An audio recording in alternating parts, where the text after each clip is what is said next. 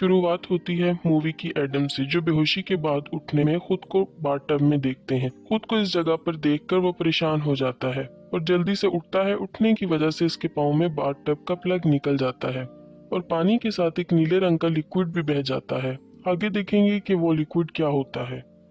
Lights on होती हैं तो इसे मालूम होता है कि इसके साथ डॉक्टर लॉरेंस भी थे और दोनों किसी पुराने और मैले बाथरूम में किसी जंजीर से बंधे हैं और दोनों के सामने एक खून भरी लाश पड़ी है, जिसके एक हाथ में रिवॉल्वर और दूसरे हाथ में टेप होता है। दोनों को कुछ याद नहीं कि वो यहाँ कैसे पहुंचे। बाद में दोनों को एक एक कैसेट मिलता है और इन्हें इसके अलावा एक छोटी बुलेट और चाबी भी मिलती है, जिससे दोनों अपनी चैन के लॉक को खोलने की कोशिश करते हैं, मगर वो नाकाम हो जाते हैं।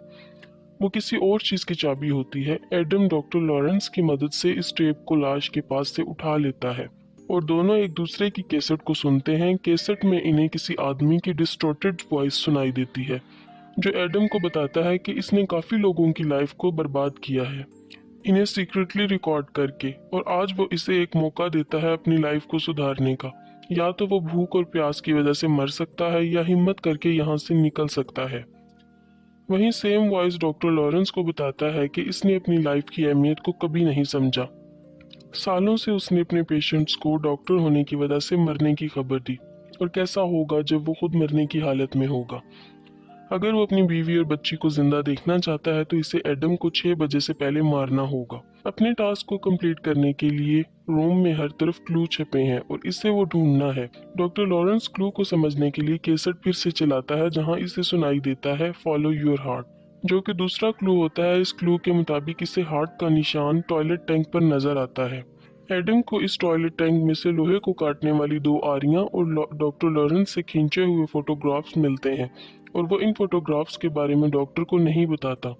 दोनों आरी की मदद से अपनी जंजीर को काटने की कोशिश करते हैं, मगर वो नहीं करता। गुस्से में एडम इस आरी को फेंक देता है, जिससे इसकी आरी और नजदीक वाली दीवार का शीशा टूट जाता है। वहां डॉक्टर लॉरेंस भी कोशिश करता है जंजीर को काटने की, मगर वो नहीं काट पाता।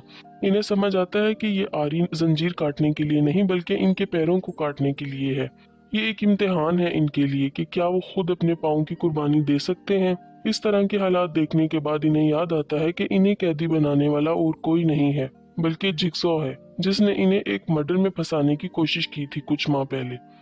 अब हम देखते हैं मूवी फ्लैशबैक में जाती है। डॉक्टर लॉरेंस बताते हैं कि जिगसॉ इन लोगों को शिकार बनाता है जिनको अपनी लाइफ की अहमियत नहीं होती, जो दूसरों की लाइफ के साथ खेलते हैं। इनके हिसाब से जिगसॉ एक कातिल नहीं है। वो अपने शिकार को अपने हाथों से नहीं मारता, बल्कि वो अपने शिकार को एक गेम करके फिजिकल या साइकोलॉजिकल टॉर्चर करता है, जहां शिकार सरवाइव कर ले तो इन्हें लाइफ की अहमियत समझ आ जाए।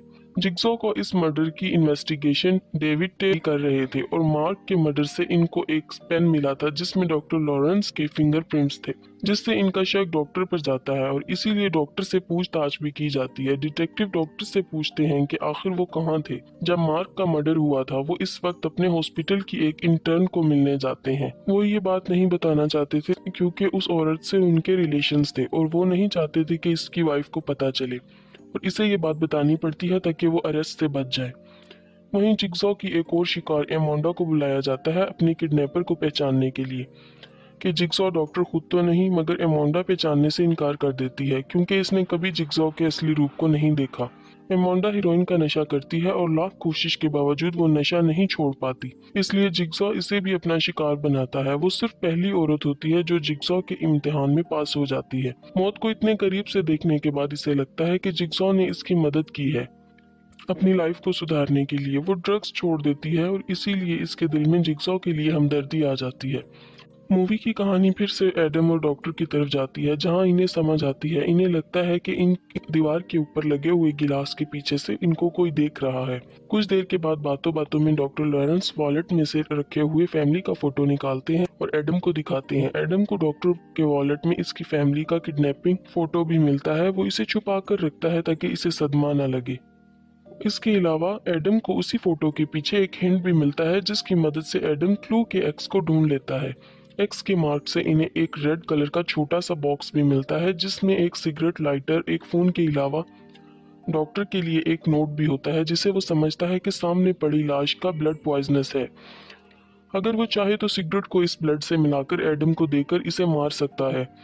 मगर वो ऐसा नहीं करता और वो सिगरेट की वजह से एडम को मरने का ड्रामा करने को कहता है।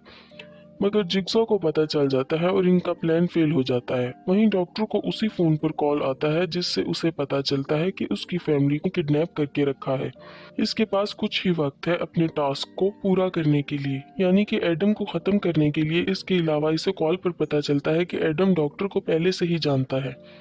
एडम फोटोग्राफ्स को दिखाते हुए डॉक्टर को बताता है कि इस पर नजर रखने के लिए डिटेक्टिव टैब ने इसे पैसे दिए थे। दूसरों पर नजर रखकर इनके सीक्रेट फोटो लेना ही इसका प्रोफेशन है। इनमें से एक फोटोग्राफ को ध्यान से देखने के बाद डॉक्टर को इनके हॉस्पिटल का एम्प्लॉय इनकी विंडो में दिखाई देता है। डॉक्टर को अब कंफर्म हो जाता है कि वही जिग्सॉ है जिसने इसकी बीवी और बेटी को किडनैप किया है, जो इस पूरे ऑपरेशन का मास्टरमाइंड है और जो उसी के घर से कैमरे की मदद से इन पर नजर रखे हुए है। और जब तक डॉक्टर को ये रियलाइज हो, घड़ी में 6 बज चुके थे। रूल के हिसाब से डॉक्टर ने अभी भी एडम को नहीं मारा था, इसीलिए जेप डॉक्टर को कॉल करके बताता है कि अब उसकी फैमिली नहीं बचेगी और ये सब उसकी गलती है। फोन पर गन की आवाज सुनकर डॉक्टर पागल हो जाता है। इसके पास अब और कोई रास्ता नहीं होता, इसलिए रिवॉल्वर तक पहुंचने के लिए इसे अपने पाँव आरी से काटने पड़ते हैं और रिवॉल्वर से एडम को शूट कर देता है। वहीं जेब डॉक्टर की फैमिली को आरी से काटने की कोशिश करता है, बट डिटेक्टिव टैप इन्हें बचा लेता है। जेब वहां से किसी तरह भाग जाता है, मगर डिटेक्टिव इसका पीछा करते हुए इसी जगह पहुंचता है जहां एडम और डॉक्टर कैद हैं। डिटेक्टिव टैप जेब को अरेस्ट करने की कोशिश करता है, पर फाइट में खुद ही मारा जाता है। डॉक्टर ने वक्त से पहले एडम को नहीं मारा था, इसलिए इट्स द रूल कहकर जेब डॉक्टर को शूट करने ही वाला होता है कि एडम गन शूट के जख्म से रिकवर होकर जेब पर अटैक करता है और इसे टॉयलेट के टैंक के ढक्कन से मार देता है। दोनों अब जख्मी हालत में हैं। डॉक्टर डिसाइड करता है मदद के लिए और एडम को छोड़कर घसीटते हुए किसी तरह निकल पड़ता है। एडम जेब की लाश से जंजीर की चाबी ढूंढने की कोशिश करता है और इसे भी इसकी पॉकेट से एक टेप मिलता है। ये देखकर वो एकदम हैरान रह जाता है। टेप को सुनने के बाद इसे पता चलता है कि जेब भी जिग्सॉ की गेम का शिकार था। जिग्सॉ ने इसके जिस्म में पॉइजन डाला था, जिसके एंटीडोज को पाने के लिए उसे डॉक्टर की फैमिली को खत्म करने का कहा गया था। जैसे ही टेप एंड होता है, रूम में पड़ी लाश अचानक उठ जाती है, जिसे देखकर एडम के होश उड़ जाते हैं। वो लाश किसी और की नहीं बल्कि जिग्सॉ की थी, जिसका असली नाम जॉन क्रेमर है, जो एक लाश बनकर पूरे ऑपरेशन को मॉनिटर कर रहा था। मूवी के फ्लैशबैक में दिखाते हैं कि जिग्सॉ और कोई नहीं, वही कैंसर पेशेंट है जो डॉक्टर लॉरेंस से ट्रीटमेंट ले रहा था। वो अपनी कमजोर आवाज में एडम को बताता है कि इसकी जंजीर की चाबी हमेशा से इस बाथटब में थी। जो एडम को रियलाइज होता है कि शुरू में जो नीले रंग की चीज पानी में बह गई थी वो इसकी आजादी की चाबी थी। एडम जेब की गन से जिग्सॉ को शूट करने ही वाला था कि वो इसको बिजली के झटके से कमजोर कर देता है, इससे पहले कि एडम कुछ और कर पाए। जिग्सॉ उसे उसी रूम में मरने के लिए छोड़ देता है और इसी तरह फिल्म खत्म हो जाती है।